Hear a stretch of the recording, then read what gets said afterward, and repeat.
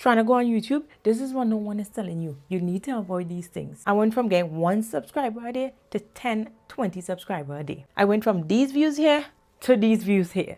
So let me share with you so you can start growing on YouTube. I'm going to share 7 things you need to avoid so you can start growing on YouTube. All right, so I got me my whiteboard here and my marker. So we can start taking them off. As you can see here, the first thing you need to do is create more than you consume. I have been very guilty of this. For a very long time, I was consuming content over and over, whether this be on TikTok, whether it be on YouTube, whichever platform you do. If you wake up in the morning and the first thing you do is check your notification and start scrolling, that is what I'm talking about. If you find yourself 10, 15, 20 minutes after you continue still scrolling, that is what I'm talking about. And now you have brain fog. You don't know what to create. You start to doubt yourself. We're not doing that in 2025. What you need to do is stop consuming and start creating.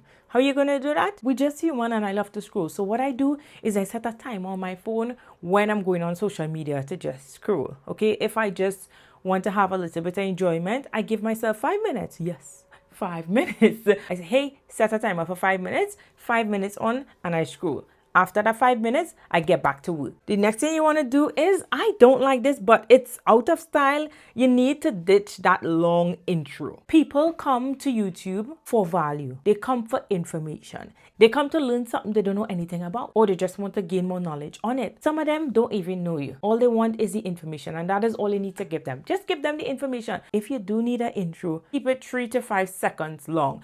Honestly, just keep it 3 seconds long. I think that's like the best. That's like the sweet spot for me. I do have an intro. Sometimes I use it, sometimes I don't, because I just want to start my video and give you the content that you came for. The next thing, look at here, is that you do not need any fancy equipment to get started. Now, I know on my previous video, if you've been here, thank you. On my previous video, I keep saying, hey guys, get started. All you need to do is press record. And I just wanted to challenge yourself to get in the habit of pressing record and recording, okay? You don't need no fancy equipment. If you don't have a mic, use the mic from your phone. I highly recommend getting a mic. I'm sure you can get a cheap mic. It doesn't need to be anything fancy. It doesn't need to be a $200 mic or a $300 mic. It have $15 mic, $20 mic that will transform your video. If you're really serious about this, just start with your phone. Guess what I am using? My phone. I have been creating content for over 5 years now, and I have been using my phone. I have been making money from my phone. Let me know down below if you want me to show you how I set up my phone to make my videos with all my equipment and stuff. I just wanted to up it a little bit, so I got me this smaller mic here, and then I continue to use my phone. And then I have some lights, but it was over time I accumulate all of these things. It is still not anything fancy. So you can start with what you have right now, and that's what I recommend. The next one is be consistent. And I know you keep hearing that, but I want to add be consistent in the right direction. I have been seeing some of your video and you are consistent, and I congratulate you on being consistent, but you are consistent in the wrong direction. As in, please know what your videos is about. Please deliver value in your videos. When people click on your videos, they want to know what they get. They want value. All you need to do is outline a couple ideas what you want to do. 3 points for a video. 1, 2, 3. You want to talk about how to grow on YouTube? Just hit 3 points.